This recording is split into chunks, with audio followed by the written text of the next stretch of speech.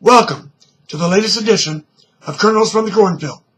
No husk, no hulls, no shucks. News with a dash of commentary to spice up your fare for Wednesday, January 7th, 2015.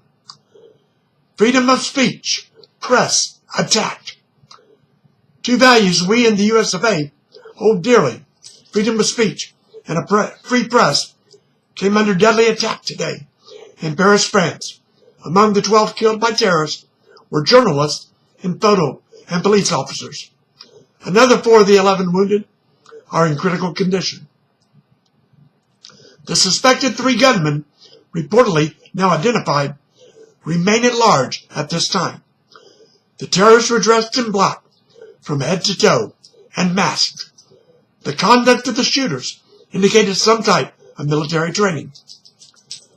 It is not yet known if the villains are connected to the Islamic State, Al-Qaeda, or some other extremist Muslim organization.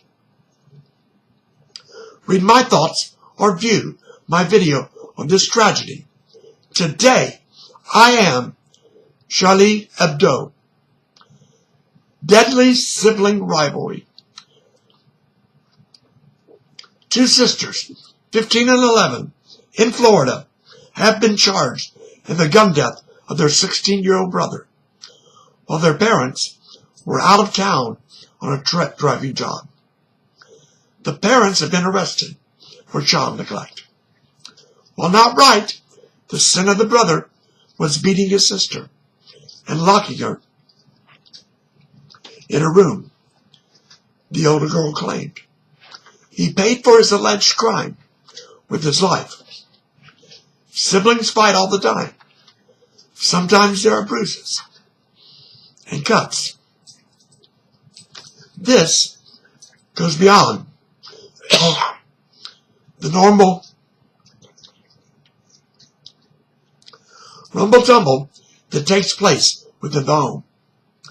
A younger sibling, 3 years old, was not armed. Roaring back after 2 days of selling off, the stock market roared back to life today, closing up over 212 points. Some are saying it was opportunity seekers who were jumping in to find bargains. The first 3 days of the new year are the worst start for the market since 2008. Don't get used to low gas prices. That's the message President Barack Obama handed out to American drivers in an interview with the Detroit press. The president said that comfortability may add to sticker shock when drivers go to fill up and find gasoline back up to $3.50 per gallon.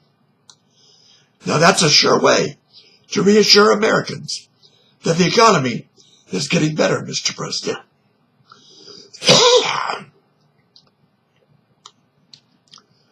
(2016) watch. While almost everyone agrees that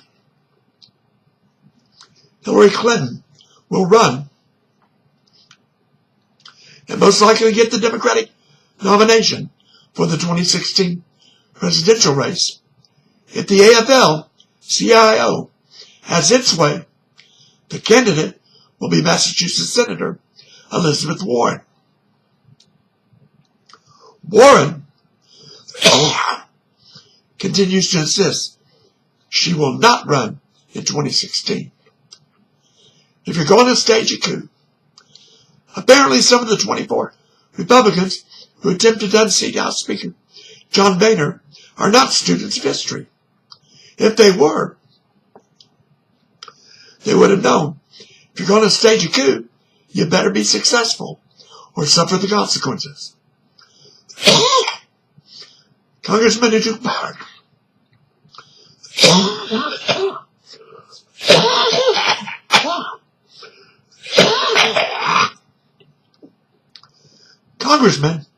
part are finding they are off powerful committees, such as the Ways and Means Committee.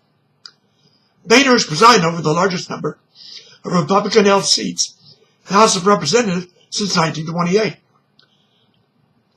The fact that nearly 10% of his party members voted to oust him makes pundits and analysts wonder how well he can keep the caucus in line and show voters the party can govern before the 2016 presidential election. Another line in the sand.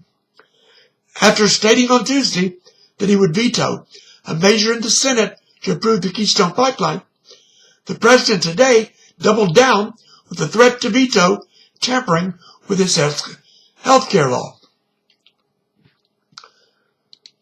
The House, with bipartisan support, plans to pass legislation this week to alter the Affordable Care Act's 30-hour threshold requiring businesses to offer health insurance back to the standard 40-hour full-time level.